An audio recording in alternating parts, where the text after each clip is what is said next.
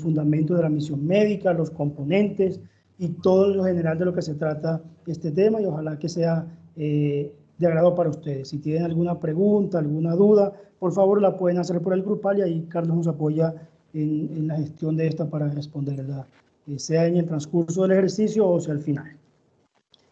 Entendemos que el contexto de Colombia es un poco particular y hoy en día vivimos una situación a nivel mundial que nos toca de alguna manera porque ha cambiado toda la estructura de lo que entendíamos como normalidad, y es la pandemia del COVID que en Colombia específicamente nos viene azotando desde marzo de este año y que ha traído y ha resaltado una serie de situaciones que, si bien eran conocidos por muchos, tal vez estaban un poco ocultos bajo ciertas circunstancias que siguen pasando en el país. Reconocemos nuestro contexto de conflicto, nuestro contexto de diferencias socioculturales, políticas y demás, que además de eso tenemos que enfrentarnos hoy en día con la agresión al personal sanitario. Hace un tiempo considerábamos de que el ataque o las agresiones al personal sanitario o a la misión médica era solamente producto de atentados o abusos por parte de grupos armados a causa del conflicto, pero hoy nos damos cuenta de que la comunidad es la que está atacando o está vulnerando o está abusando de los derechos de ciertas personas o de cierto grupo social que lo que hace es brindar un apoyo a nosotros, ¿cierto? Como personas. Fernando, discúlpame, ya van dos personas que están diciendo que no se escucha bien. Yo escucho bien, no sé cuántas personas más, o si no, les pido el favor de que revisen sus conexiones. Entonces, ¿me confirma si me están escuchando bien?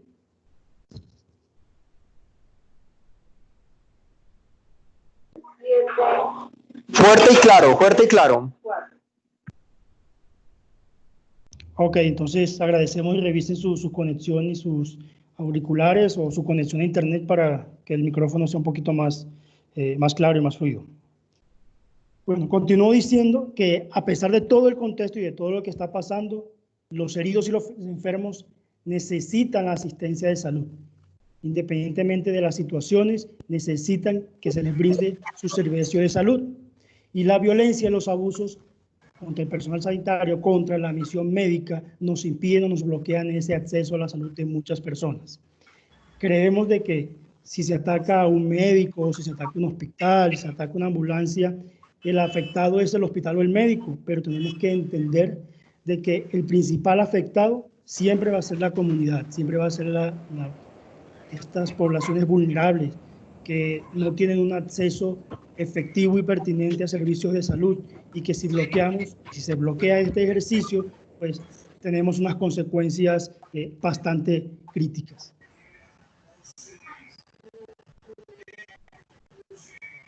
Esto no me pasa. Listo.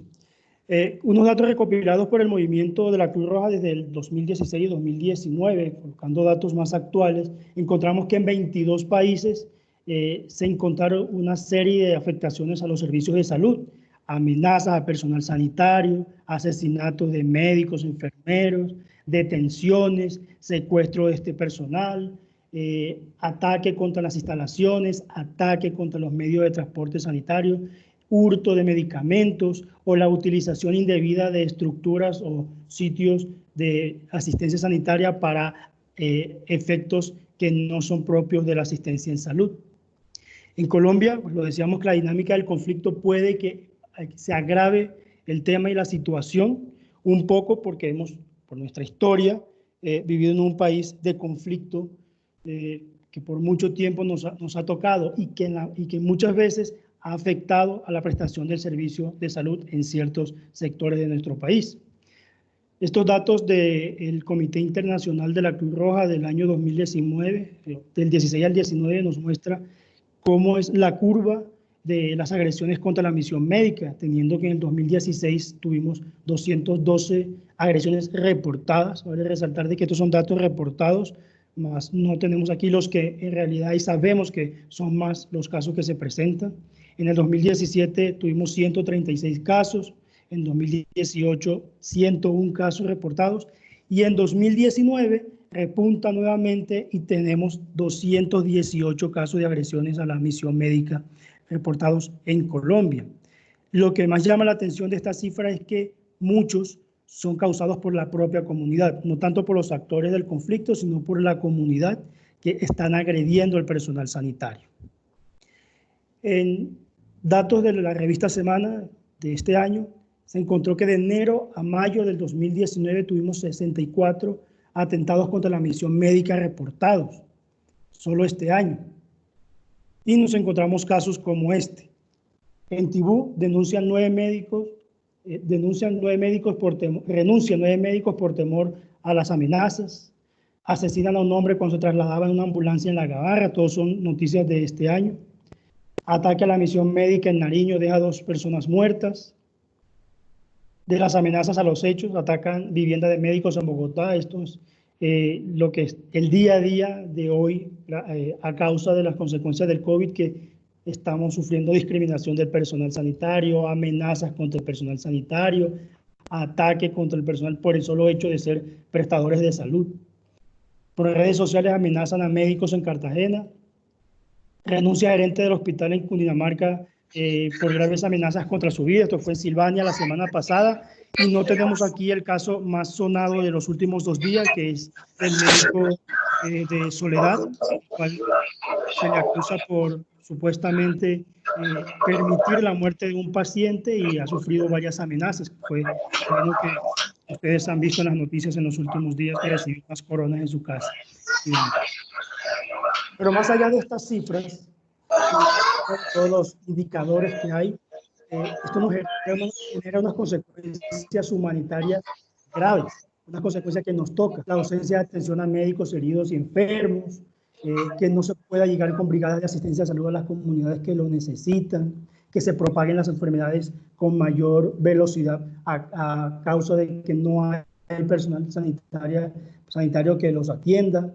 Se está judicializando o se judicializa en ciertos casos a personal sanitario por el cumplimiento de sus labores como personal médico. Las amenazas y demás atentados han hecho que renuncien personas de su trabajo o de los centros de salud, que agrava la situación en nuestro país. Entonces, para entender un poco de dónde viene o de qué trata la misión médica, hay que tener un tema fundamental en esto, que es el derecho internacional humanitario. El DIH es la base de la misión médica en Colombia y en el mundo. Pero, ¿qué es el derecho internacional humanitario? Tenemos entonces que es un derecho de excepción, de emergencia, que interviene cuando se produce una ruptura social que se conoce con el nombre de conflicto armado. Entendemos que el derecho internacional humanitario es un conjunto de normas que regulan acciones en el marco del conflicto armado, también llamado el derecho de la guerra, pero por ser derecho de la guerra no quiere decir de que el DIH busque acabar este conflicto, que busque acabar la guerra. Lo que quiere, o el objetivo fundamental, es proteger a personas y que se le coloquen límites.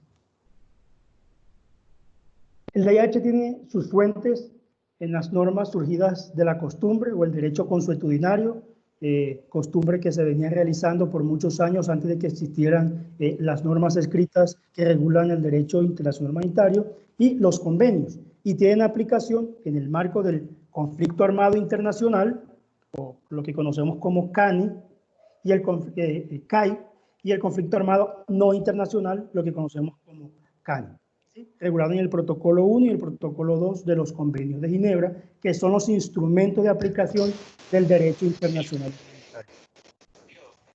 Esto vale resaltar que el derecho internacional humanitario o los convenios de Ginebra, actualmente tenemos 4 convenios y 3 protocolos adicionales, donde el protocolo 1 se fundamenta en la protección de los enfermos, heridos en el conflicto armado, en los enfrentamientos militares en la tierra, en campaña.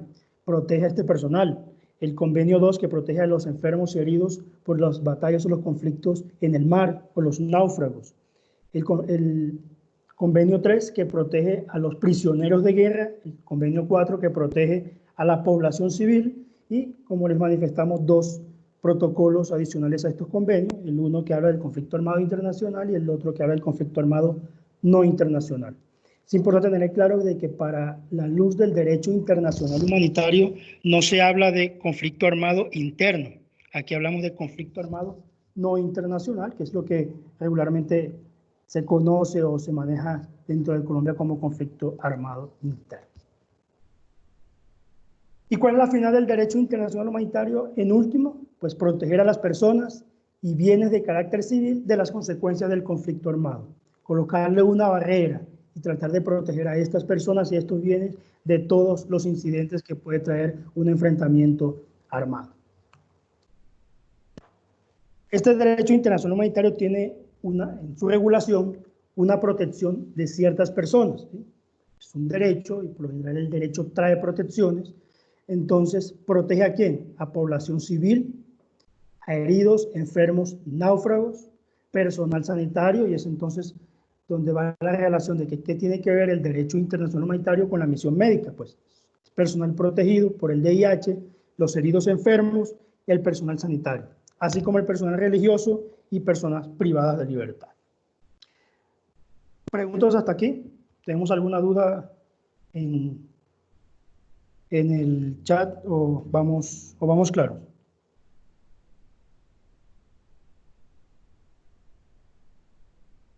Listo, continuamos entonces.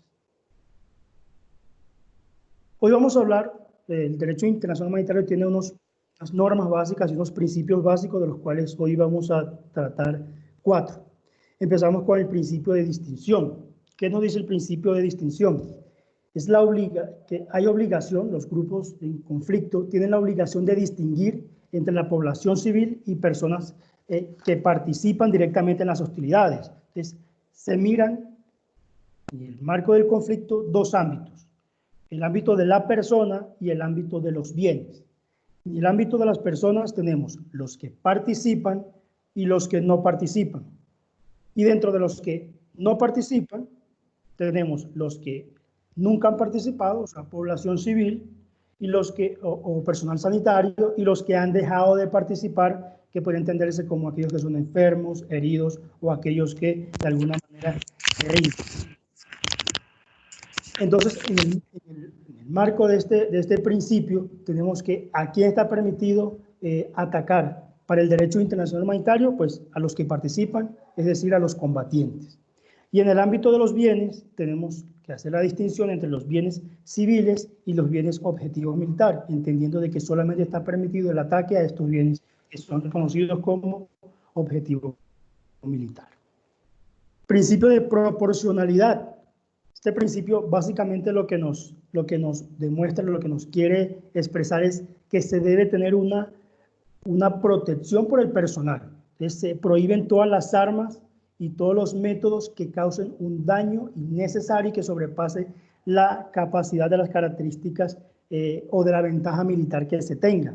Siempre que se va a realizar un ataque en el marco de un conflicto armado, debe tenerse en cuenta cuál es la proporcionalidad armamentística que tiene cada uno de los grupos y que este ataque no puede sobrepasar la capacidad que tienen en el marco de la actuación y causarle daño a la población civil.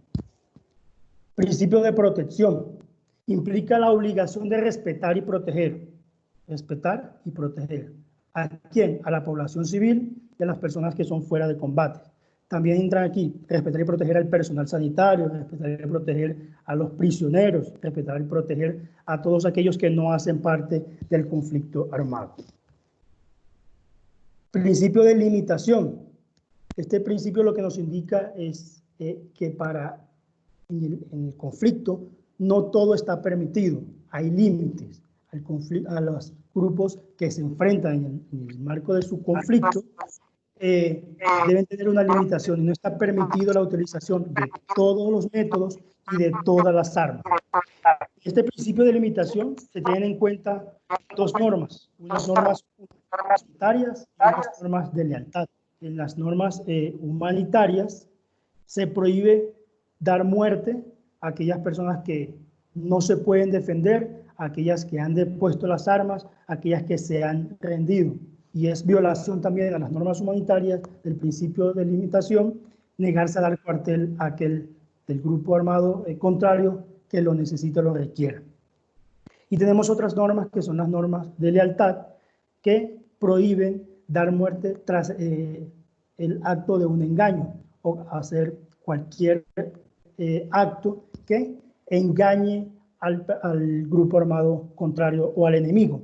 Ejemplo de esto, la utilización de emblemas de Cruz Roja, la utilización de emblemas de banderas de países extranjeros, la utilización del emblema de la misión médica para acercarse y engañar al grupo contrario y causarle muerte o atacar. Y principio de precaución. ¿Qué nos habla el principio de precaución? Nos dice que las partes del conflicto tienen mucha relación con el principio de proporcionalidad que ya explicamos y el principio de distinción, donde nos indica de que se debe tener todas las precauciones necesarias, pertinentes, para no causar un daño a la población civil o a aquellos que no hacen parte del conflicto. ¿Claros hasta aquí? ¿O hay alguna pregunta?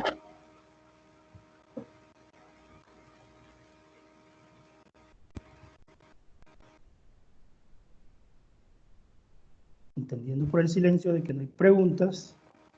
No, muy claro, muy claro. Muchas gracias.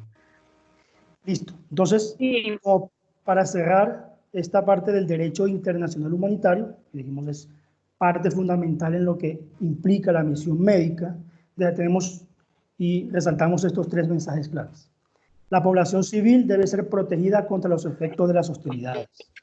Las partes en conflicto no tienen un derecho ilimitado en la elección sobre los medios y los métodos de guerra. Ya sabemos que hay limitaciones y que hay ciertas actuaciones que están prohibidas o no están permitidas en el marco del conflicto. Y que el derecho internacional humanitario vincula no solamente a los estados, sino también a las partes en el conflicto.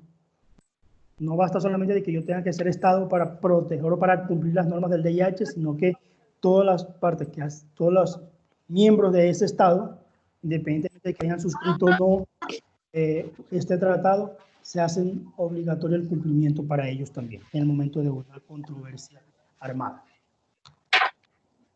Entonces, bajemos un poco a la normatividad nacional. ¿Cuál es el soporte jurídico y legal de la misión médica en Colombia?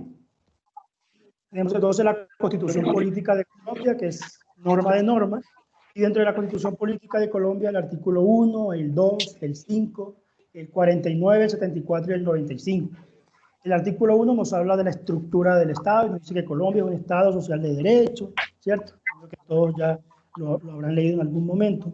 Y dentro de ese principio se establece como fundamento para el Estado colombiano el respeto de la dignidad humana. El artículo 2 establece los fines esenciales del Estado. Aparte de servir a la comunidad, tenemos como un fin esencial del Estado que todas las autoridades están dispuestas a la protección de la persona, su vida, sus bienes y su honra. El artículo 5 establece el derecho fundamental, la familia y el núcleo familiar. El artículo 74 marca taxativamente el secreto profesional es inviolable. O sea, el secreto profesional, y ya más adelante que toquemos el tema, aclararemos un poco más, es inviolable y es una norma constitucional. El artículo 6 de la Constitución también nos dice de que los particulares responden ante las autoridades por infringir la Constitución y la ley, y los servidores públicos responden por lo mismo, o sea, por incumplir la Constitución y la ley, y por omisión o extralimitación de sus funciones. El artículo 44, que es el derecho fundamental de los niños, establece cuáles son los derechos básicos de la niñez en Colombia y indica que los derechos de los niños se sobreponen ante los demás. Artículo 49, el artículo que establece el derecho fundamental de la salud, e indica que la atención en salud y el saneamiento ambiental de los servicios públicos están consagrados por el Estado y que se garantiza a todos el acceso a estos servicios de salud, la promoción y la recuperación de la salud de todas las personas que habiten en Colombia. El artículo 95 lo que establece son los deberes o las obligaciones que tenemos como ciudadanos colombianos, y dentro de esos deberes consagra que obrar conforme a los principios de solidaridad social, es un deber, respondiendo con acciones humanitarias ante las situaciones que pongan en peligro la vida, la salud de las personas. Es deber de nosotros como colombianos obrar siempre conforme a la solidaridad en bien de los demás, protegiendo la vida y la salud. La ley 599 del 2000, el Código Penal colombiano, en el artículo 32 consagra las ausencias de responsabilidad penal. Y más adelante ya encontraremos un poco de por qué estamos hablando de ausencia de responsabilidad penal aquí en el marco de la misión médica. Y nos dice de que son eximentes de responsabilidad penal en Colombia los casos fortuitos, la fuerza mayor, actuando en cumplimiento de un deber legal, actuando en ejercicio legítimo de un derecho, bajo insuperable coacción ajena, en defensa de un derecho propio, con error invencible, bueno, y los demás que establece el artículo 32. Y el artículo 131 de esta norma, que es el Código Penal colombiano, en su artículo 131, habla de la omisión de socorro, que también ampliaremos un poco en el transcurso del ejercicio. A partir del artículo 135 en adelante, se consagra el título que habla sobre los delitos contra la persona y bienes protegidos por el derecho internacional humanitario. Entonces, tenemos que en Colombia el derecho internacional humanitario tiene un título exclusivo en la norma penal y en las violaciones de la norma penal.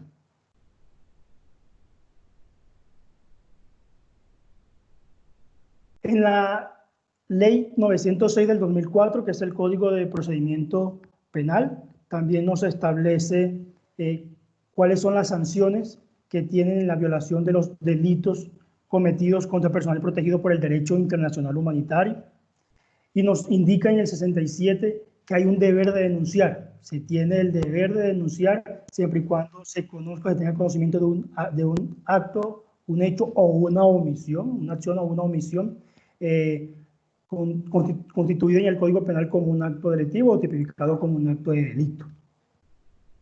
El artículo 140 y el 141 nos indica el deber de declarar, que quién tiene el deber de declarar y quién tiene eximentes en ciertas declaraciones ante autoridades judiciales. El aviso de ingreso a presuntas víctimas en el artículo 218, entendiendo de que es una obligación de los centros asistenciales en salud en el reporte a las autoridades cuando estos centros asistenciales ingresa una persona que se tenga la sospecha de que es una presunta víctima. Debe reportarse automáticamente esto a las autoridades. La Ley 131 del 94 es la que adopta el protocolo 2 de los convenios de Ginebra, protección a los heridos y enfermos, entendiendo que el protocolo 2 nos habla o nos regula el conflicto armado no internacional. La Ley 418 del 97 establece el programa de protección de víctimas del conflicto armado y violaciones del VIH.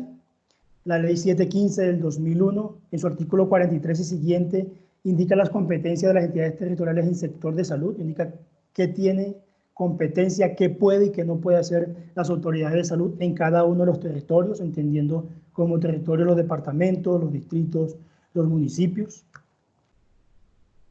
La Ley 782 del 2002 establece las obligaciones de poner en funcionamiento un programa de protección a los miembros de misión médica. Entonces, del 2002 se establece esta obligación. Se le dice a las autoridades en Colombia, venga, tienen la obligación de poner a funcionar o a mover la protección del personal sanitario en Colombia. ¿Cómo lo vamos a manejar? Se da la orden con la Ley 782. Fundamento de la misión médica en Colombia, la Ley 875 del 2004, que es la ley que regula el uso del emblema de la Cruz Roja y de la Media Luna Roja en Colombia. Indica cómo se debe portar el emblema, cómo no se debe portar el emblema de la Cruz Roja, quién lo puede portar y quién no lo puede portar y cuáles son los usos indebidos de este. La Ley 1164 del 2007 pues, es la que establece un reconocimiento a las personas que son víctimas del conflicto armado en el marco del derecho internacional humanitario y da líneas para la protección de estas personas que son víctimas o que son heridos por estos, y da la obligatoriedad a los centros asistenciales de que formen, instruyan o capaciten a su personal en todo el conocimiento establecido en las normas del DIH, específicamente en lo que tenga que ver con la protección del personal sanitario, enfermos y náufragos. La ley 1751 del 2015, que es la ley estatutaria de salud, establece el funcionamiento y la estructura de la salud o todo el ente de funcionamiento en salud en Colombia. La ley 1448 del 2011, que regula la ley de víctimas, establece la ley de víctimas y los beneficios y fundamentos de estas víctimas por el marco de un conflicto armado. El decreto 138 del 2005, que es el que reglamenta la ley de uso del emblema de la Cruz Roja en Colombia. Tenemos el decreto 1066 del 2015, que regula la protección de las personas en situaciones de riesgo extraordinario o extremo, y el decreto 1072 del 2015, que es un decreto único reglamentario del trabajo, que establece o da indicaciones de los riesgos laborales que puede tener una persona en su trabajo, para que la redundancia, en el ejercicio del desempeño de sus labores, ya sea por accidente de trabajo o enfermedad laboral. Y sobre esto hay una consideración de la Corte Suprema de Justicia en su sala laboral, donde entraron a estudiar un caso donde si un hombre es atacado o es asesinado en el sitio de trabajo por una persona que es ajena a la institución, si podría esto considerarse o no como un accidente laboral o como un riesgo laboral, a lo cual la Corte, entre palabras más o palabras menos, indica de que independientemente de la realización del hecho, si sea por un acto o por un ente externo o interno, tiene una conexión con el hecho, y que esto se puede considerar como un tema que se considera de forma directa o a causa del trabajo, o de forma indirecta con ocasión del trabajo. O sea, que es irrelevante si es externo o es interno el personal que ataca al miembro del personal sanitario o el responsable en salud. Y colocamos como ejemplo relativo el que tenemos hoy en día con el médico en Soledad Atlántico, el cual es amenazado personas externas a la institución, lo amenazan en el sitio de trabajo, lo amenazan en su lugar de residencia, y esto, a pesar de que lo hacen por consecuencia de un acto que él hizo como médico, así sea en su casa, esto puede considerarse como un riesgo, un incidente o una infracción en la misión médica. Otras normas relacionadas con la misión médica, tenemos la ley de ética profesional de las diferentes profesiones en salud, del odontólogo, del médico, del bacteriólogo y demás, que regulan la ética profesional del personal sanitario. Y tenemos la resolución 4481, por la cual se adopta el manual de la misión médica y se establecen normas relacionadas con la señalización y divulgación del emblema.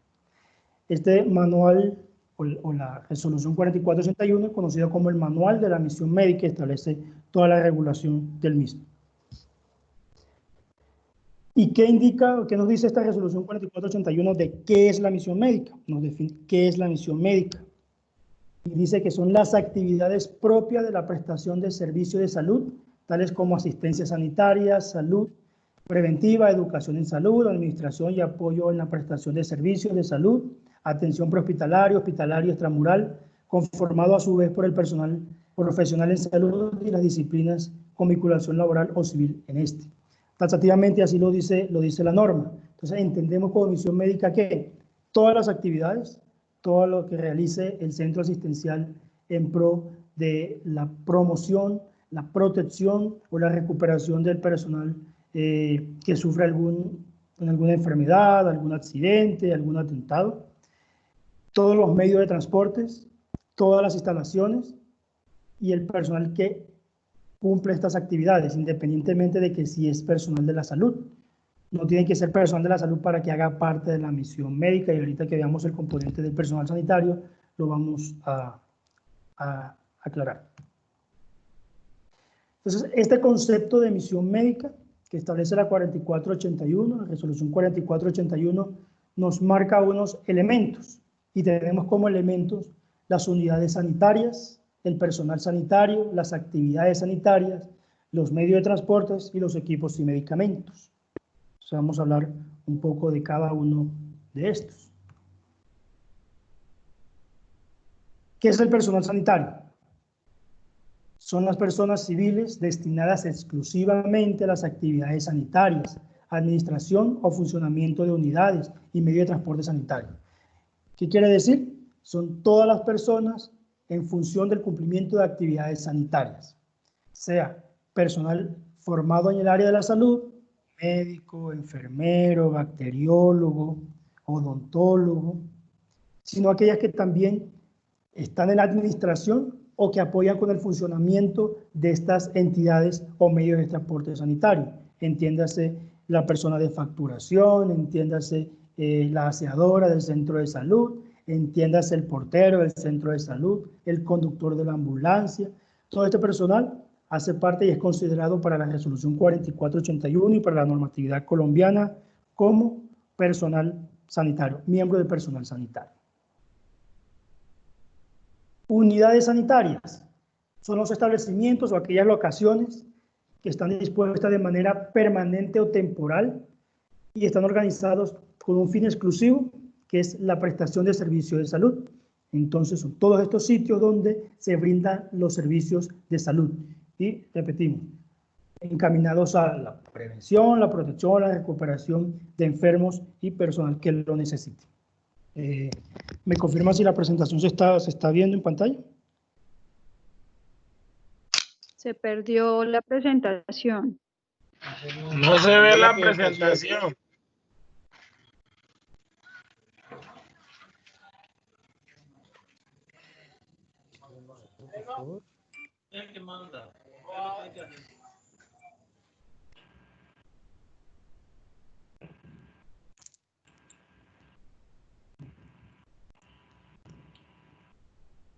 Listo.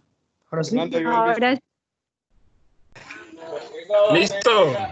Ahora sí. Listo. Bueno, hasta aquí alguna pregunta, duda, aclaración. Ha sido muy clara.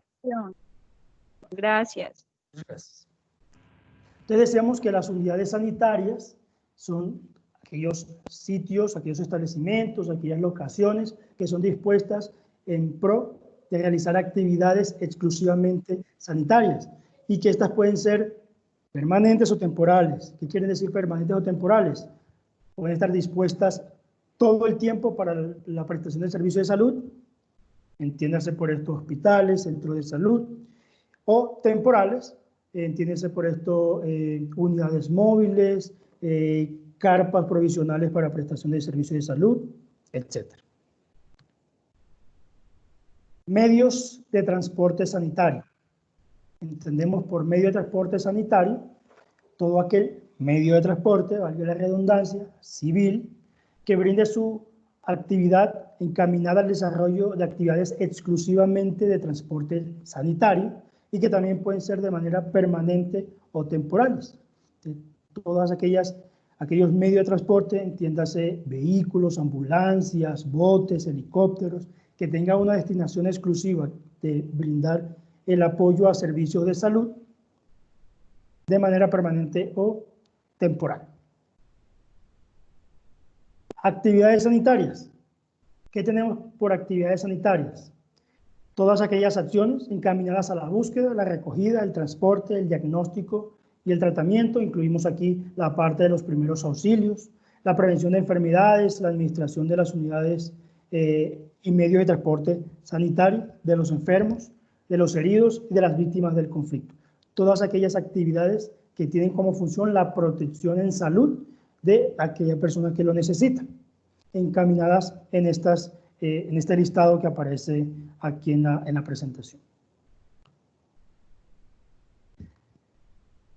Bueno, antes de entrar aquí también quién hace parte o quién corresponde a personal sanitario, entendiendo como personal sanitario, tenemos en cuenta de que los equipos y los medicamentos son parte fundamental de la prestación del servicio de salud y por ende la afectación, el ataque, el hurto o la utilización indebida de estos elementos o medicamentos, son una afectación directa a la prestación de salud y por ende una agresión a la misión médica.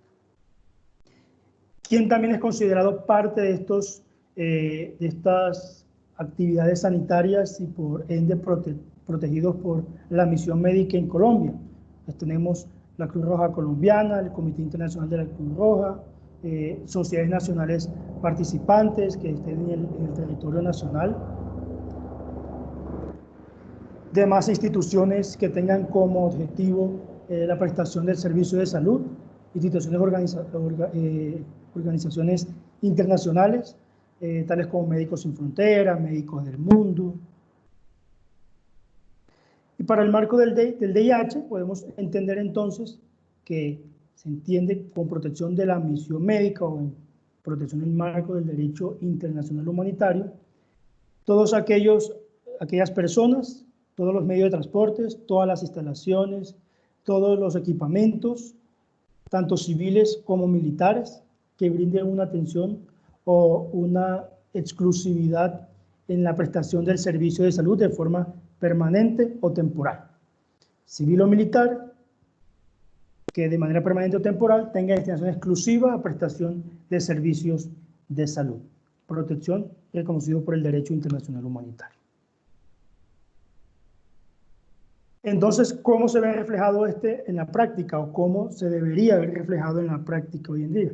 En dos aspectos fundamentales o en dos derechos fundamentales. El de respetar o el de ser respetado o el de proteger o ser protegido. ¿Qué significa respetar? Pues significa no atentar, no atacar, no impedir, no inmovilizar, no bloquear todo acceso al servicio de salud de aquellas personas que lo necesitan. Debe garantizarse el respeto por la prestación de servicio de salud en todos sus ámbitos, tanto en su personal, tanto en sus instalaciones, en sus medios de transporte. Y proteger significa que se garantice ese respeto de prestar ayuda. Personas deben garantizar que el personal sanitario cumpla con su objetivo, que es la prestación de servicio de salud en aquellos territorios, a aquellas personas que ciertamente lo necesiten y que muchas veces tienen inconvenientes para esto por las condiciones, sea de territorialidad, sea de aspectos económicos o sociales. ¿Claros hasta aquí?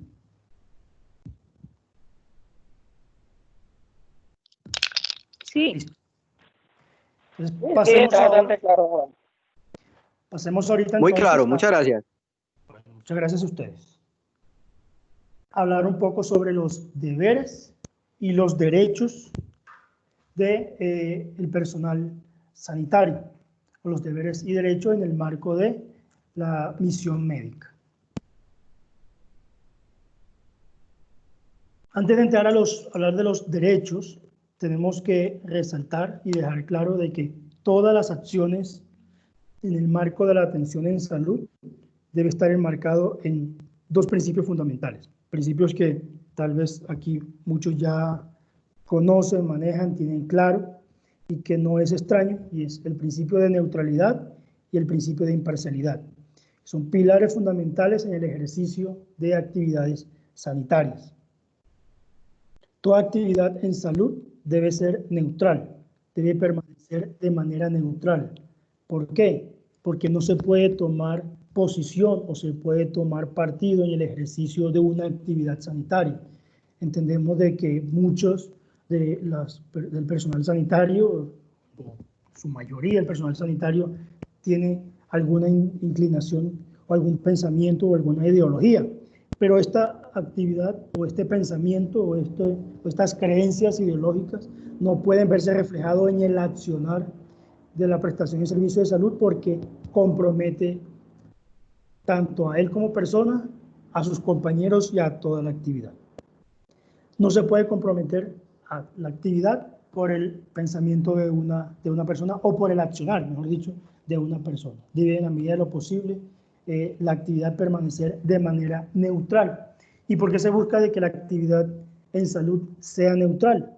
Se debe conservar la confianza de todos, en la medida de que mi actuación sea sin tomar un partido o sin tomar un parte en alguna controversia, garantiza de que la comunidad, la persona a quien atiendo, las personas que garantizan el acceso, los grupos armados que intervengan en el sitio, puedan de alguna manera confiar o desconfiar menos de uno. Entendiendo entonces de que la neutralidad no significa neutralidad ideológica. Yo tengo todo el derecho o la libertad de pensar o de tener mis creencias.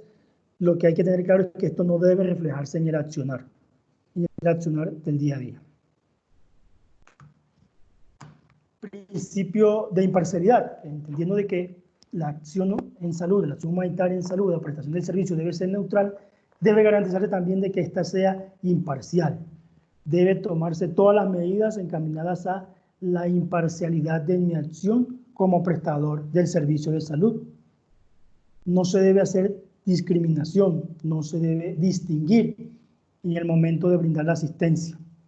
Solamente se hacen distinciones de tipo médico, de tipo científico, pero en la medida de lo posible la asistencia se le brinda a todos por igual y a aquel que lo necesite le brindo la asistencia que lo necesite. Bien, tanto el principio de imparcialidad como el principio de neutralidad son un derecho y un deber del personal en salud.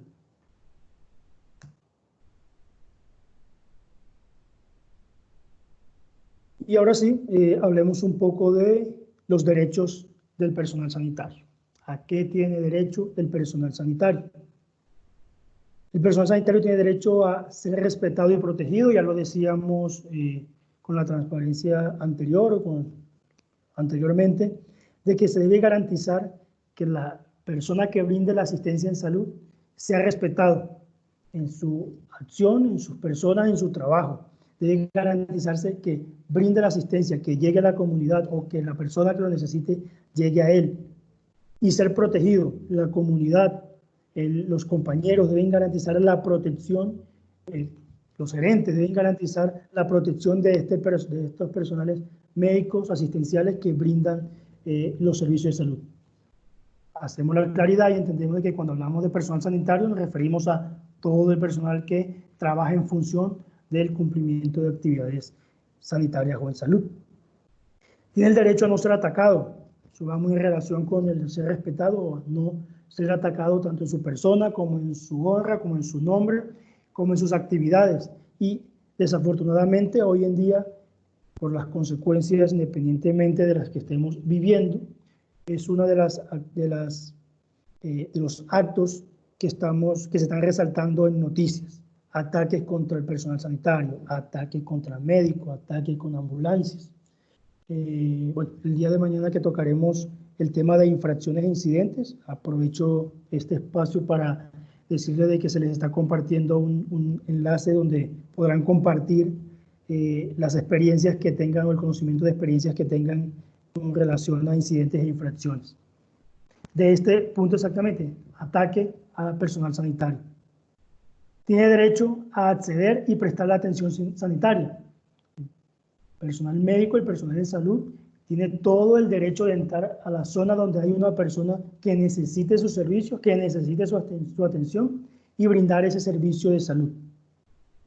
Debe tener todos los medios necesarios para la atención de un paciente, no solamente el conocimiento, para que se brinde un efectivo servicio de salud y para que se cumpla todas esas garantías que establece la Constitución Política de Colombia, los derechos fundamentales y las normas regladas y fundamentadas que hablamos hace poco. Debe tener todas las herramientas necesarias para brindar el servicio en salud, a no ser sancionado o castigado por el ejercicio de una actividad médica. El personal médico no debe ser discriminado y atacado o sancionado por autoridades por el hecho de cumplir una actividad médica. Incluso se protege la creencia o la ideología en acción médica que tenga el personal sanitario en el ejercicio de su actividad médica. A no ser obligado a actuar contrario a sus principios o a su ética médica. El personal sanitario, en el momento que asume la responsabilidad de velar por la salud, por el bienestar de las demás personas, tienen sus principios personales y su ética médica, independientemente de la profesión que tenga, y no puede ser obligado a actuar en contra de esto, a cometer actos que vayan en contra de sus pensamientos, tanto médicos y sus principios personales. A que se respete la reserva del secreto profesional. Y aquí tenemos que entender que el personal sanitario tiene una garantía y es el secreto profesional. No tiene la obligación de revelar cierta información que vaya o que conozca en ejercicio de sus funciones, que comprometa a sus pacientes. Es como la protección que tiene o la no obligación que tienen los padres de denunciar a sus hijos, la no obligación. O el abogado con su cliente, el contador con su cliente, los psicólogos, tienen una reserva de ese secreto, del conocimiento de información que conozca por el ejercicio de su actividad, y este debe ser protegido. Y el personal sanitario tiene el derecho a identificarse como personal en salud, a no tener que ocultarse.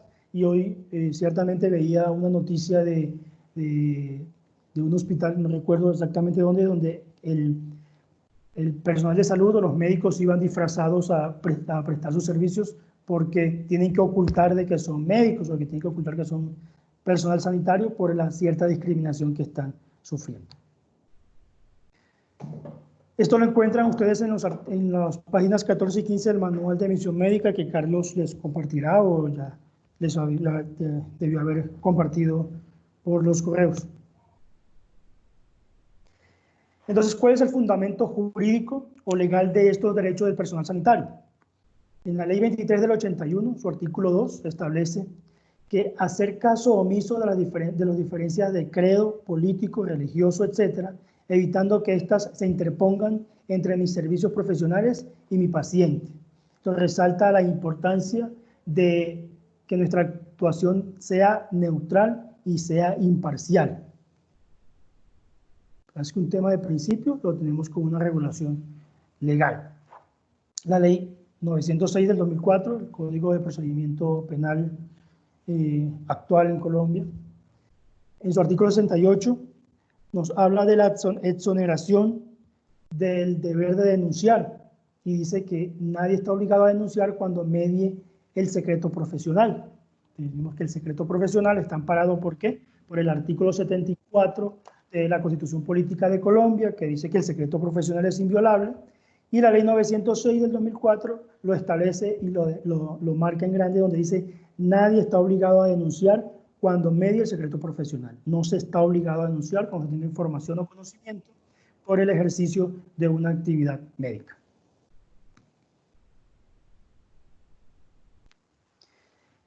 Este mismo Código de Procedimiento establece en el artículo 385 las excepciones constitucionales en el momento momento de denunciar. Que dice, son casos de excepción al deber de declarar la relación del abogado con su cliente, el médico con su paciente. Hablábamos anteriormente de la no obligación de denunciar, ¿sí? Que estableció en el artículo 74 de la Constitución Política de Colombia. Y en el artículo 68 de la 906 del 2004. Y en este 385 nos habla de las excepciones de declarar.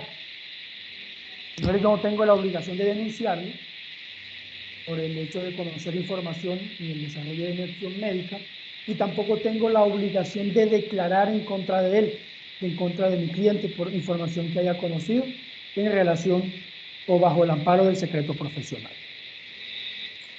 Pero el artículo 218 de la misma normatividad establece la obligación de notificar el ingreso de presuntas víctimas. Pues, tener claro que llega una persona al centro de salud, se evidencia que puede ser una posible víctima y se tiene la obligación de notificar que ingresó una presunta víctima, mas no se tiene la obligación de denunciar a la persona que ingresa o de declarar en contra de él por la información que yo conozca a razón del secreto profesional.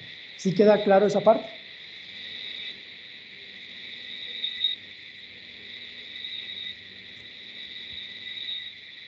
¿Sí? Bueno, totalmente claro, pero sí se han presentado algunos inconvenientes al momento de prestar los servicios. ¿Quién me habla? Disculpa.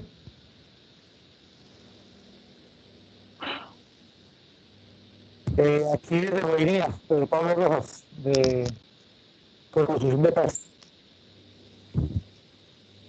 Pero bueno, dice usted que más tarde habría este lado de intervenciones y preguntas. Listo, Pedro. Vale, entonces al final me das tu observación y lo revisamos. ¿Vale? Listo.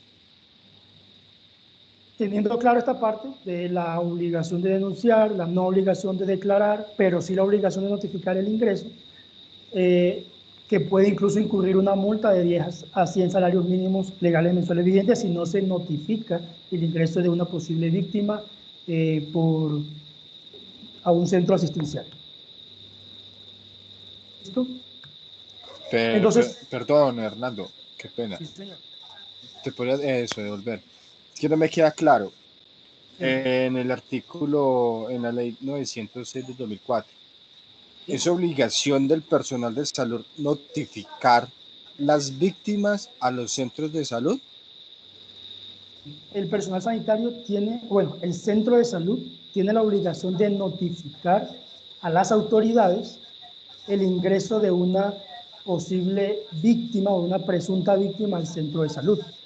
Por ejemplo, pero el centro asistencial, más no, digamos, el médico que está en terreno haciendo la atención o el enfermero. Exacto, el centro asistencial. Me imagino que se pasará algún reporte donde el médico indicará, tuvimos una persona por ejemplo, llega alguien con una herida de bala o con herida por arma blanca. Y el reporte se pasará que se ingresa una persona con ciertas características. Lo que no tiene la obligación es de denunciar quién cometió el hecho o quién es esa persona, y tampoco tiene la obligación de declarar en su contra por la información que haya conocido a causa del ejercicio de su actividad sanitaria. Hay que tener en cuenta esta parte, que es la información está protegida por el secreto profesional siempre y cuando sea en ejercicio de ese desarrollo de actividad médica, o que la información que conozca sea a causa de la actividad médica. ¿Sí quedó más claro o todavía no?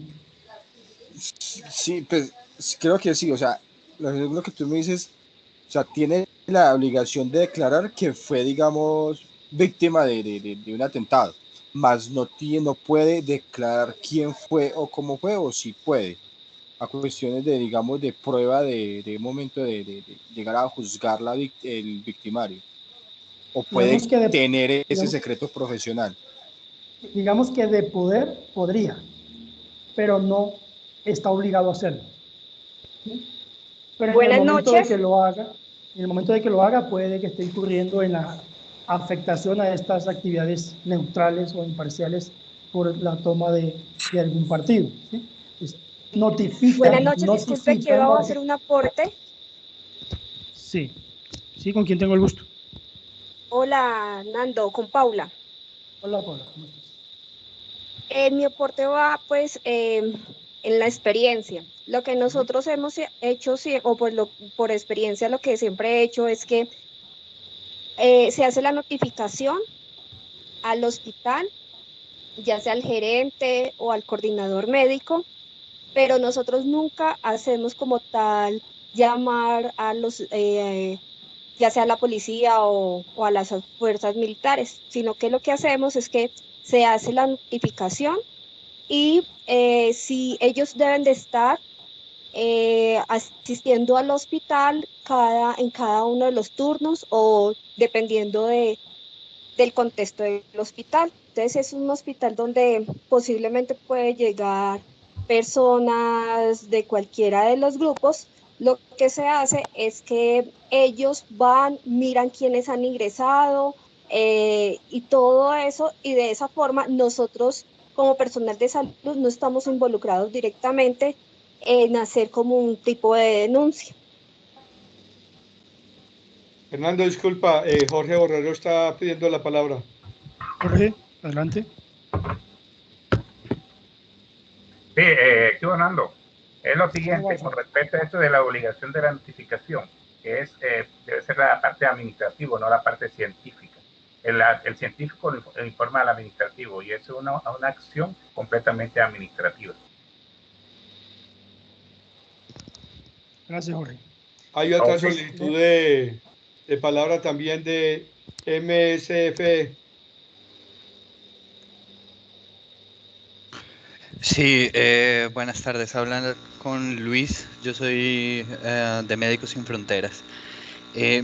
Me disculpo de antemano porque llegué un poco tarde a la reunión, no estaba enterado con anterioridad. Y tengo una preguntita.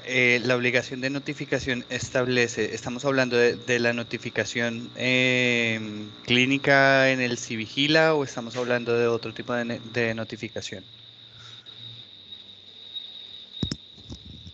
Luis, depende cómo lo tenga establecido internamente el centro asistencial, siempre y cuando la información llegue a las autoridades. Autoridades, dígase, autoridades de policía o fiscalía. En la notificación, que ya quedó claro, lo hace la parte administrativa, lo hace el centro asistencial, no el médico tratante, a las autoridades competentes de una presunta víctima. De acuerdo. Listo. ¿Alguna otra solicitud, Carlos?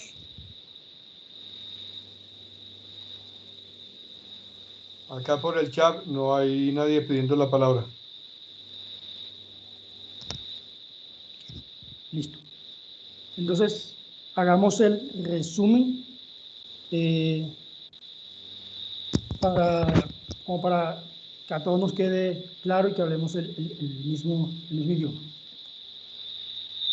Entonces, el centro de salud, el centro asistencial... Fernanda, disculpa que Luis Manuel está pidiendo la palabra. Luis Manuel. Buenas, otra vez yo, Paula. Hola, Paula. Cuando yo me refería a la notificación también me refería, era dependiendo del evento. Si es pues un código fucsia o si es porque llega alguien avaleado. Entonces, si es por un código fucsia, pues al Civigila como tal se debe de hacer y la ruta que se debe de abrir. Y si es porque llegó alguien avaleado, entonces ahí es o tenemos alguna infracción nosotros, ahí es donde se notifica disculpe, es que se me olvidó, la infracción en el formato de infracciones que hay del ministerio. Gracias. Gracias, Pablo. Listo. Entonces, está la obligación de notificar por el centro de salud cuando ingresa una presunta víctima, ¿sí? De acuerdo a los parámetros establecidos y dependiendo la categoría de gravedad del ingreso al centro asistencial. El médico o el personal sanitario no tiene la obligación de denunciar por información que conozca en el desarrollo de sus actividades como médico o personal sanitario. Entiéndase personal sanitario no solamente aquel formado en el área de la salud. Y tampoco tiene la obligación de declarar en contra de estos de acuerdo a los parámetros establecidos por el artículo 385 de la Ley 906 del 2004. Si el centro de salud no notifica, ¿qué pasa? Pues puede incurrir en una sanción que establece la norma, que es una multa de 10 a 100 salarios mínimos legales mensuales vigentes. Se notifica el ingreso de la presunta víctima, más no se tiene la obligación del personal de salud, como decía Jorge, del personal científico, de denunciar o declarar en contra de su paciente.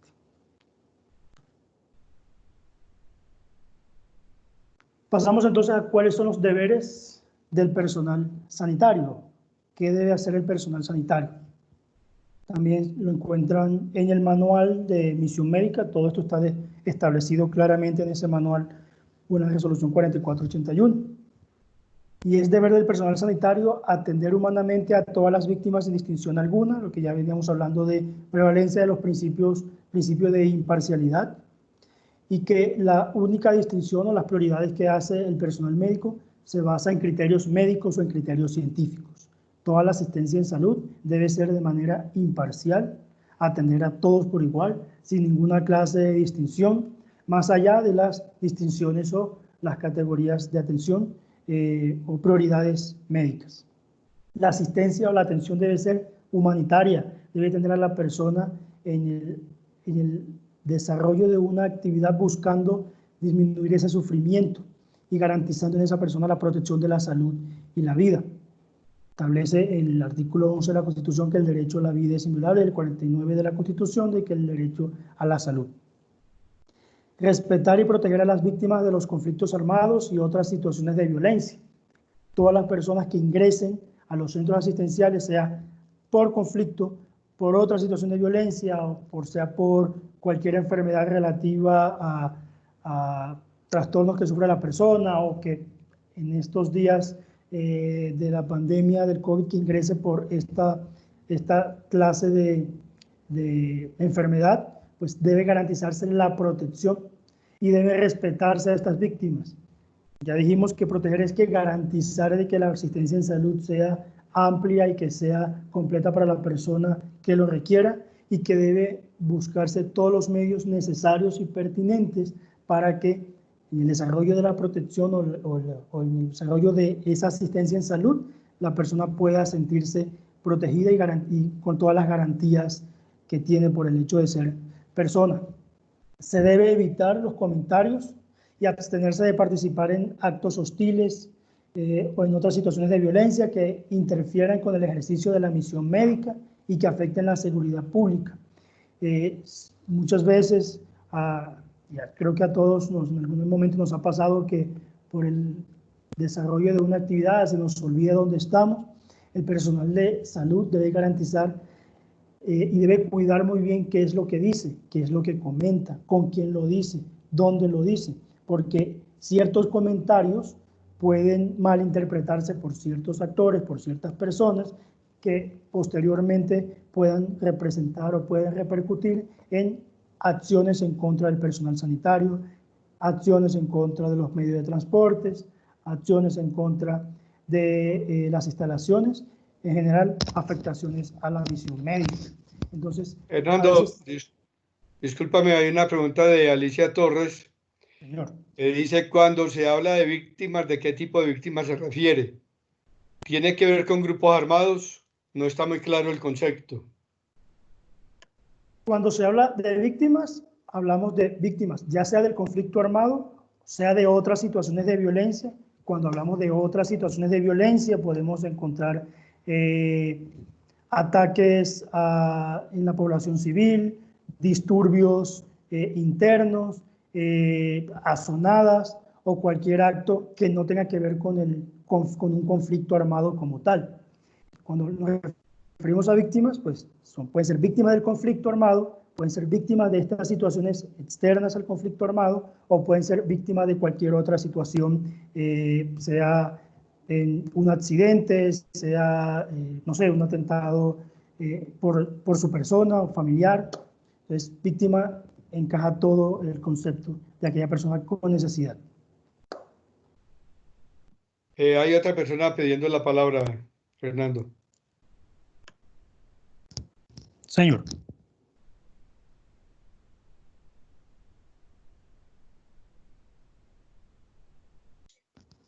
Hola, buenas noches. Tengo una pregunta. ¿Qué consecuencias trae para las personas que violan lo de misión médica? Bueno, dependiendo a qué clase de violación tenga que ver, ¿sí? Manifestamos hace poco de que el Código Penal colombiano establece un título exclusivo para violaciones en contra de personas protegidas. Depende qué tipo de acción violatoria. Entonces, si se comete un homicidio a un médico, se regula entonces como un homicidio a persona protegida por el VIH y establece las sanciones que el Código Penal establece para esto. O si se habla del hurto, o si entendemos que fue un ataque o una lesión física, si fue un acto de perfidia, no sé. Entonces depende, el accionar depende de la afectación, depende cuál es la actividad que se realiza en contra de la misión médica, pues tendrá una sanción diferente establecida en el Código Penal colombiano o en sanciones administrativas.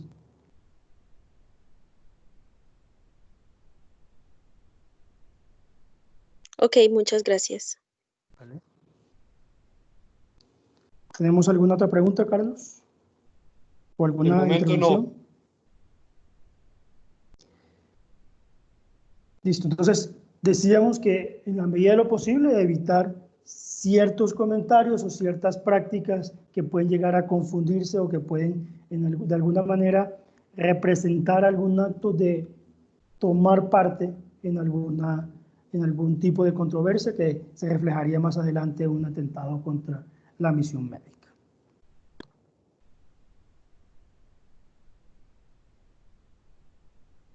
¿Qué debe hacer el personal sanitario? Pues debe respetar y mantener el secreto profesional.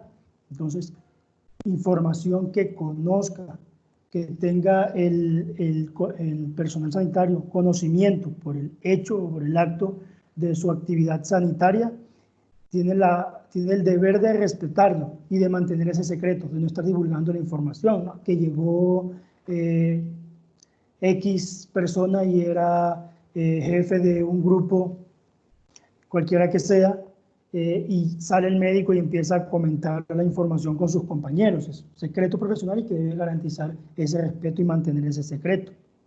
Debe actuar de acuerdo a la ética médica.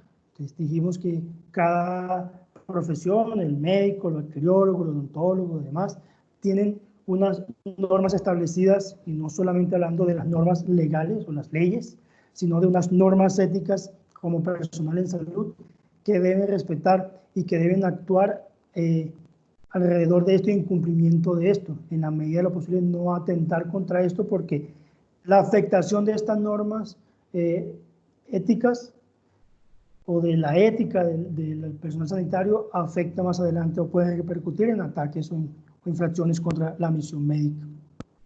Tiene el deber de identificarse, el personal sanitario debe identificarse cuando sea solicitado. Y más adelante lo veremos y de pronto tendremos algunos ejemplos donde si se solicita que el personal sanitario se identifique por autoridad competente, sea en el marco de la ley o como se conoce como al margen de esta, y si se solicita la identificación, pues debe hacerlo. No tiene ningún inconveniente, no debería tener ningún inconveniente para identificarse y demostrar de que es un personal miembro de una actividad sanitaria o miembro de un grupo en salud. Tiene el deber de no discriminar. Personal sanitario no discrimina. Ya lo habíamos comentado también anteriormente, en relación al principio de imparcialidad. No se hace ninguna clase de distinción, no se hace ninguna discriminación. Se le brinda la asistencia a todos por igual, y para la asistencia en salud, para los servicios sanitarios, todos son iguales y no se debe hacer discriminación alguna. Se debe dar prioridad en las asistencias. ¿Cuáles prioridades? Las prioridades científicas, las prioridades médicas, y debe tenerse en cuenta la asistencia en salud, debe ser una prioridad para el personal sanitario. Tiene el deber de la solidaridad, el apoyo mutuo entre compañeros, el apoyo mutuo con las comunidades. Abstenerse de dar uso indebido al emblema de la misión médica. Y es un tema bastante importante resaltar, porque nos hemos encontrado muchos casos donde personal sanitario hace uso indebido del emblema de la misión médica. ¿A qué nos referimos con hacer uso indebido con el emblema de la misión médica?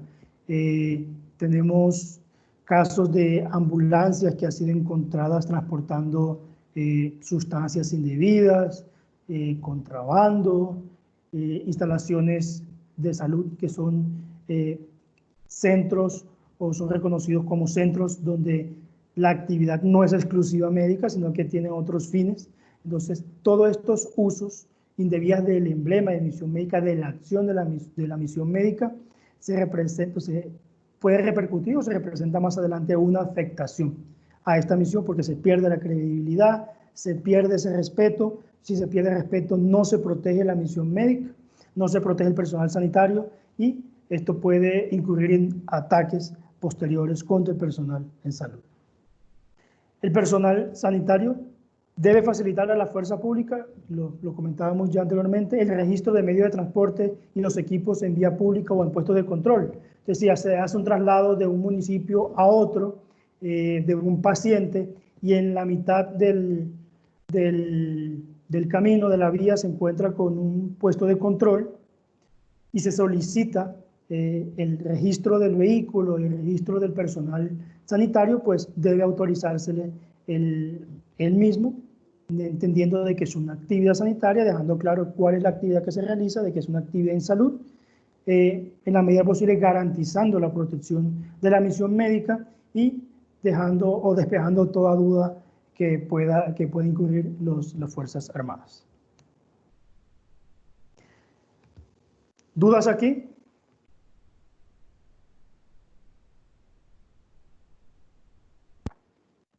Bueno, pasemos entonces ahora a cuáles son los deberes de la Secretaría de Salud. Las Secretarías de Salud, que también lo encuentran en el manual del uso y el manual de la misión médica, la resolución 4481.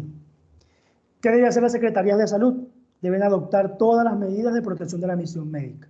¿Dónde están las medidas de protección de la misión médica? Pues en el manual de misión médica. Ahí están reguladas y establecidas cuáles son las medidas que deben adoptar las secretarías en pro de proteger a la misión médica, al personal sanitario, los medios de transporte sanitario, las instalaciones. Se debe garantizar que se promueva la emblematización del personal de salud y la infraestructura.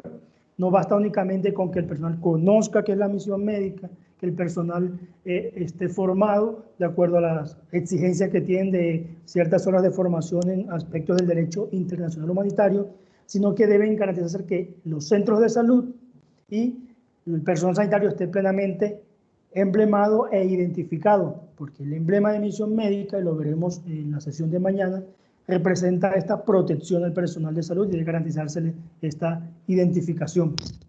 Se deben promover todas las capacitaciones pertinentes al personal sanitario en todo lo relacionado con la misión médica y el derecho internacional humanitario, que el personal sanitario tenga conocimiento de las normas relativas a la misión médica, la protección de sus derechos, sus deberes, las garantías y lo que debe o no debe hacer en el marco del derecho internacional humanitario y la protección de la misión médica.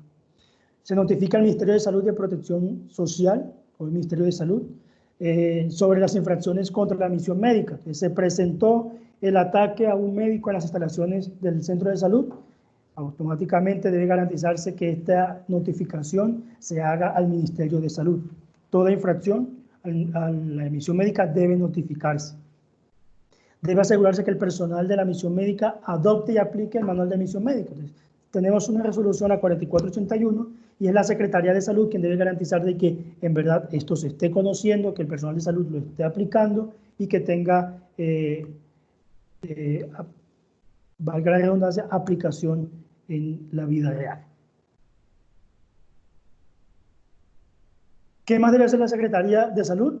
Pues coordina de forma periódica con autoridades departamentales la adopción de medidas preventivas. Esto se conoce como mesas de seguridad o mesas técnicas departamentales o distritales de misión médica, donde se toman medidas, se revisan los casos de infracciones o incidentes con la misión médica que se han presentado y entre todos se establece cuáles son las recomendaciones a tomar y cuáles son las líneas que se van a adoptar para garantizar la protección a la misión médica. En estas, cuando se habla de autoridades, pues se tienen diferentes entidades, policía, se tiene ejército, participa Cruz Roja, participa Defensa Civil, participan otras instituciones, en pro de buscar la garantía y protección del personal sanitario y de la misión médica.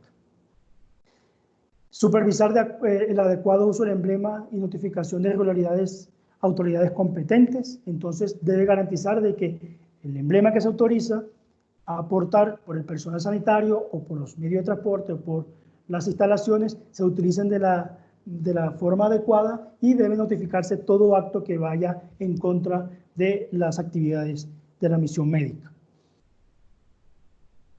Supervisa las devoluciones de las tarjetas de identificación del personal sanitario y mañana lo veremos, se le entrega una vez se autorice una tarjeta que lo identifica como miembro de la misión médica o miembro o personal sanitario, miembro de una institución que presta servicios de salud, y en el momento que se retira de la institución, debe hacer la devolución y la secretaría hace el registro y lleva el registro de que en verdad se haga la devolución de estas tarjetas de identificación. Elabora y envía anualmente al Ministerio de Salud los informes sobre el número de autorizaciones revocatorias de emblemas. Llevan un registro de a quién se le autorizó el uso del emblema y a quién no, y a quién se le revocó, y esto se va reportando periódicamente. Elabora los informes y verifica el cumplimiento de unas horas de capacitaciones que actualmente está estipulada en 20 horas al personal sanitario en primeros auxilios cuando éste tenga la obligación de acompañar actividades de la misión médica. Estas son las obligaciones o los deberes que tienen las secretarías de salud. Entonces vamos ahora con los deberes que tienen los gerentes, los directivos de las instituciones prestadoras de salud. ¿Qué debe hacer el gerente de una institución prestadora de salud? Pues asegura de que el personal porte debidamente el emblema de la misión médica. Una vez solicitan la autorización, una vez la secretaría autoriza quién puede portar el emblema de la misión médica, el gerente de los centros asistenciales deben garantizar de que el personal lo esté portando debidamente y que no cometan actos irregulares en contra de la misión médica. Deben mantenerse programas de capacitación, pues la Secretaría regula y verifica de que se cumplan, pero son los gerentes de los hospitales quienes deben aplicarlo con el personal de sus centros de salud, que tengan unas horas o una formación basada en conocimiento de la misión médica y del derecho internacional humanitario. Que todos adopten el manual de la misión médica. Entonces, cada gerente se encargará de que su personal aplique y conozca y adapte a sus actividades el manual de la misión médica o la resolución 4481 y reporta los eventos de riesgo o aquellos que constituyan infracciones o incidentes contra la misión médica. Se considera que hay un riesgo o una afectación en el centro de salud de donde yo soy gerente y mi deber es notificar automáticamente a las secretarías cuáles fueron estos incidentes o cuál es este riesgo que cumple el personal. Entonces, ¿alguna pregunta, duda hasta aquí? ¿Tenemos algo en el chat? No, señor. Sí, buenas noches. Buenas noches. Bueno, habla con Diana Forero. Yo trabajo para una institución donde atendemos enfermedades como las enfermedades huérfanas y enfermedades con relación a trastornos de coagulación. Pues escuchando pues toda la situación, resulta que nosotros estamos pasando en este momento, pues debemos ir a hacer las aplicaciones a las casas de los niños que tienen trastorno de coagulación, y tenemos un papá y una mamá que son altamente agresivos con nosotros y nos acusan de que estamos transmitiéndoles el COVID, y al personal médico lo han tratado muy mal, les han dicho malas palabras, no los han dejado hacer su misión. Ya se les ordenó para el menor de edad un traslado a una clínica de la ciudad de Bucaramanga para que le realicen la aplicación del factor de coagulación al menor. Sin embargo, los papás niegan que nosotros le hayamos dado la información. Yo soy trabajadora social y yo fui la persona que les ha hecho como toda la intervención, pero ya mi equipo pues está agotado, ya las enfermeras no saben qué hacer, ya las auxiliares de enfermería están siendo muy maltratadas, la médica, mejor dicho, todos nosotros, y estamos agotados en esa situación. Y pues la forma de actuar de los señores, de los papás de los niños, es decirnos que es por culpa del COVID que no dejan que nosotros ingresemos a su residencia a hacer la aplicación. Sin embargo, nosotros cumplimos todos los protocolos al ingreso de la vivienda, al salir de la vivienda. Bueno, entonces en este caso, ¿qué podemos hacer? Sí, ¿me recuerdas el nombre, por favor? Diana Forero, soy trabajadora social.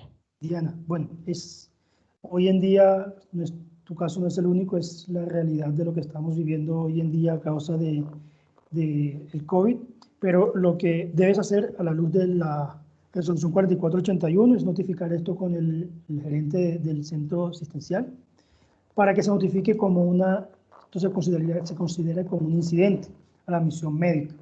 Entonces, el día de mañana tocaremos el tema de infracciones e incidentes. Te invito a que estés el día de mañana, pero por hoy la recomendación es que se reporte y debe reportarse para que la Secretaría de Salud haga el seguimiento pertinente del caso y tome las precauciones necesarias para evitar que esto se siga dando en Santander. ¿Eres tú de Santander? Sí, sí, señor, de Santander, de la ciudad de Bucaramanga. Entonces, la Secretaría adoptará las medidas para evitar que esto se siga desarrollando. Entonces, como información de hoy es que se haga la notificación pertinente. Hay un formato, un registro que en el manual está de reporte de incidentes e infracciones para que se haga el seguimiento adecuado por la Secretaría. Ok, muchísimas gracias, muy amable. Buenas noches, Leonardo Borja de la Córdoba. ¿Cómo vas? Bien, gracias. Una preguntita, ¿qué papel juega el CRUE en este rol de la misión médica? El CRUE actualmente es creo que una institución o la entidad que está liderando las actividades de misión médica en los departamentos. Actualmente tiene la responsabilidad y se la adoptó como una responsabilidad de ellos manejar o llevar las líneas de adopción de la misión médica dentro de los departamentos o los distritos, dependiendo la territorialidad. Pero actualmente participan como voceros o como parte fundamental porque ayudan a coordinar y son los que coordinan o apoyan ese ejercicio de las actividades interinstitucionales para la adopción de los manuales, de las medidas de la misión médica y la protección de la misma.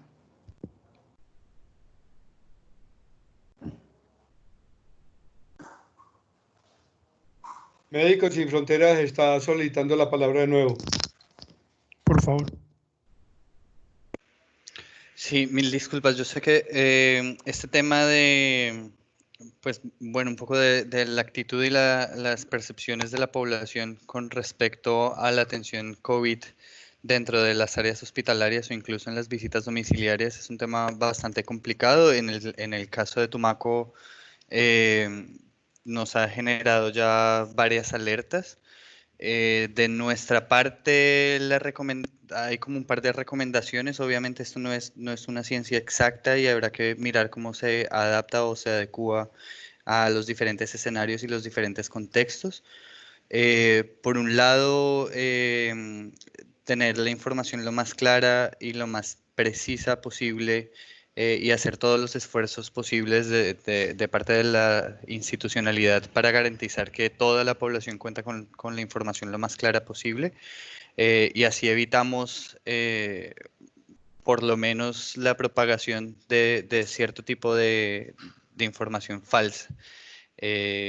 Por otro lado, pero esto tiene que venir obviamente acompañado pues, de la garantía que debemos ofrecer todas las organizaciones e instituciones que prestamos servicios de salud, de estar al día con todos los protocolos y todo el manejo adecuado, tanto para garantizar la bioseguridad de los pacientes, pero también del personal médico.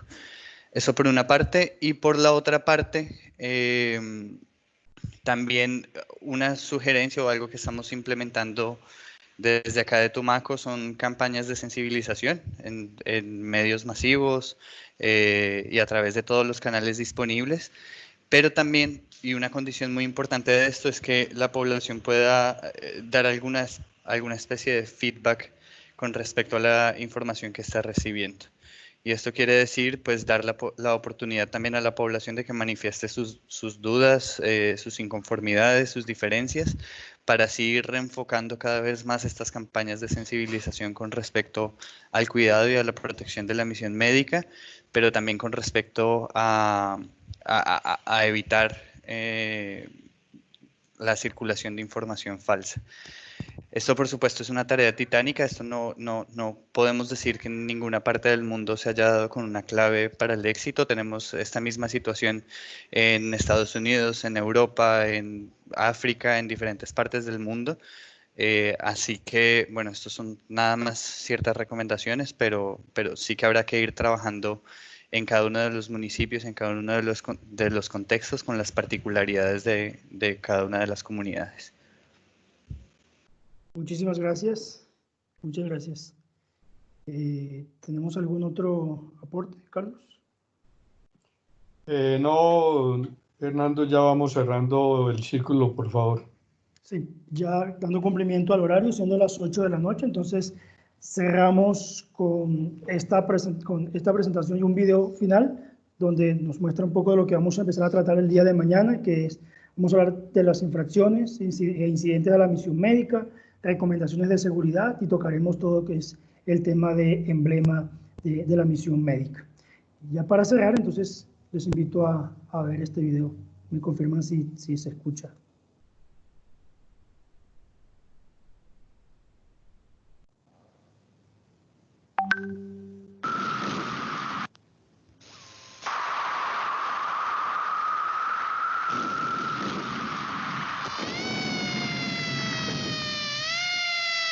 Si usted es combatiente, debe respetar y garantizar la labor humanitaria del personal de salud, de los organismos de socorro y los religiosos.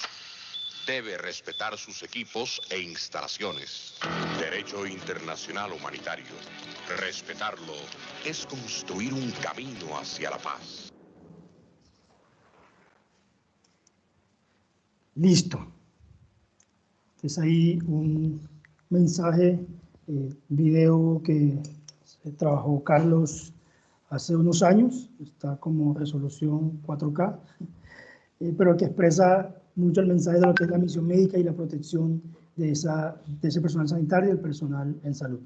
Muchas gracias a todos por su participación el día de hoy. No sé si tienen algún comentario, alguna pregunta o algo para finalizar.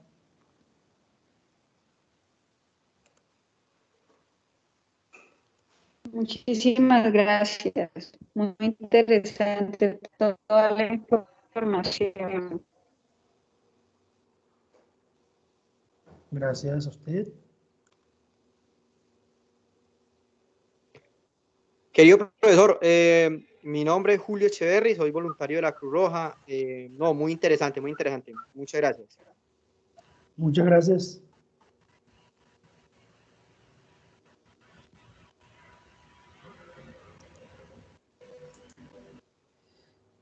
Como Carlos manifestó, la charla ha sido grabada y se va a compartir en la cuenta de YouTube de Carlos Alberto Giraldo para que puedan revisar el video si les interesa más adelante. Muchas gracias entonces a todos por su participación y que tengan una excelente noche. Nos vemos mañana a las 6:30. Muchas gracias, feliz noche.